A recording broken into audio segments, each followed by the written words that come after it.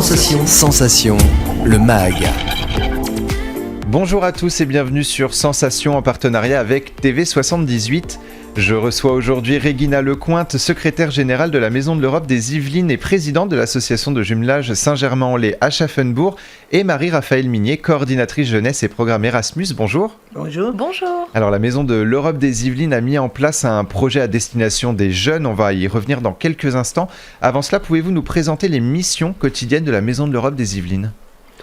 Alors, la Maison de l'Europe des Yvelines a pour mission principale vraiment de rapprocher l'Europe de ses citoyens, c'est-à-dire de faire passer l'Europe pour autre chose qu'une grosse entité un petit peu impersonnelle, via la mise en place de choses très concrètes, comme la mobilité via les programmes Erasmus, des ateliers pour toutes les tranches d'âge, la mise à disposition d'informations, de documentation, l'intervention dans les établissements scolaires de la primaire à l'université.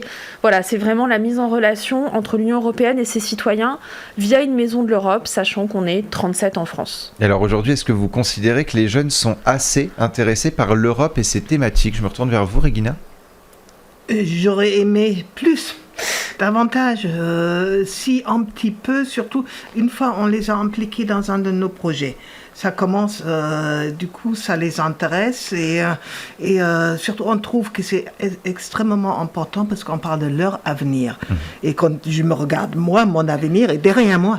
Donc il faut quand même que les jeunes se réveillent pour dire, bon, ça va être mon avenir, il faut que je réagisse maintenant. Et c'est ça qu'on essaye, surtout avec le projet pour lequel on est là, de leur dire, allez-y, intéressez-vous et essayez de faire quelque chose déjà personnellement dans les associations, etc. On n'a pas besoin d'être homme politique. Déjà au niveau du citoyen, on peut faire des tas de choses. Alors justement, vous, en tant que coordinatrice jeunesse, Oui. Est-ce que vous avez justement vous avez remarqué justement qu'il y avait un attrait peut-être de plus en plus important auprès des jeunes ? Oui, en fait, j'étais partie avec un a priori peut-être négatif, en me disant que les jeunes, ça va pas les intéresser au premier abord. Et on a eu de très bonnes surprises avec pas forcément énormément de jeunes intéressés par le projet, mais ceux qui l'étaient extrêmement impliqués et avec presque plus d'idées que nous et beaucoup plus pointilleux sur la mise en place, etc. Donc très bonne surprise et un bel engagement, oui. Alors avec l'Office franco-allemand pour la jeunesse, l'OFAGE, vous avez mis en place le projet Jeunes et plein d'espoir. Comment vous est venue l'idée de mettre en place ce projet ? Jeunes et plein d'Europe. Jeunes et plein d'Europe, oui. C'est Régina, ici présente, qui m'avait demandé d'être attentive aux appels à projets de l'Office franco-allemand pour la jeunesse. Et un jour, on est tombé sur un qui pouvait convenir aux jeunes, enfin à un public captif, notamment sur la zone de Saint-Germain-en-Laye où se trouve la Maison de l'Europe. Parce qu'on pouvait y mettre beaucoup de choses, des rencontres numériques, plus faciles en temps de Covid-19, que des échanges physiques malheureusement encore très restreints. Et on pouvait faire parler les jeunes de sujets qui les touchent directement, comme le disait Régina justement. Et surtout, dans ce projet-là, c'est non seulement des jeunes français, c'est aussi des jeunes allemands qui comparent des choses et échangent sur dans ma ville c'est comme ça, dans ma ville c'est comme ça, et ensuite il y aura aussi un dialogue avec des élus. Parce que, il faut aussi ce dialogue-là, parce que il faut qu'ils sachent, les élus, ce que le citoyen lambda ressent et les questions qui se posent, aussi les questions, qu'est-ce que moi je peux faire pour améliorer les choses, et c'est ce que j'attends de vous, ce que vous pourrez faire pour que ça aille mieux. Et je pense que ça c'est très intéressant, et c'est comme ça qu'il faut éveiller les jeunes en disant, moi, je peux faire quelque chose, dire quelque chose et influencer. Alors justement, il y a différentes thématiques qui seront abordées dans ce projet, notamment des sujets liés à la crise sanitaire. Vous vous posez différentes questions sur l'avenir de l'Europe après la crise sanitaire, le Covid-19 comme un défi européen. Finalement, le Covid a fait émerger diverses problématiques qui concernent l'Europe. Tout à fait. Alors en fait, dans notre projet, on s'est rendu compte très vite que le Covid n'allait pas être un sujet à traiter à part entière, mais plutôt un peu l'élément déclencheur. Et ces jeunes, que ce soit côté Schaffenbourg ou côté Saint-Germain-en-Laye, ce dont ils ont envie de parler, c'est de cette prise de conscience qui a été antérieure au Covid, mais qui a pris de l'ampleur ensuite sur leur avenir autour du développement durable. Comment construire un monde qui soit plus en permanence sur la brèche, un peu en sursis, comment faire en sorte que cette dette carbone s'amoindrisse, et comment eux envisagent leur cadre de vie quotidien. Alors d'autres sujets seront également abordés, tels que le développement durable, la protection de l'environnement ou encore la culture. Qu'attendez-vous des jeunes qui participent à ce projet et est-ce que ce sont justement des thématiques qui sont importantes pour l'Europe ? Alors je vais prendre la partie des réponses concernant le développement durable. Comme je vous disais précédemment, oui, parce que ça leur tient à cœur. D'ailleurs, ils ont retoqué tout notre projet en nous disant vous n'allez pas assez loin en termes de développement durable. Donc voilà, on les suit en fait, c'est eux qui nous motivent. Et ce qu'on veut, en fait, ce qu'on attend d'eux, c'est qu'ils soient actifs, c'est qu'ils soient moteurs, via notamment les ateliers radio dont on discutera après. Via des micro-trottoirs. C'est eux qui créent des outils pour que les gens prennent conscience que tout se joue maintenant. Ça, c'est pour le côté développement durable et je vais laisser Regina parler culture et nouveau Bauhaus parce que je connais moins bien le sujet. Non, je suis une fan du Bauhaus tout court, donc c'est un mouvement allemand qui est devenu européen, international, et qui s'est développé après la Première Guerre mondiale.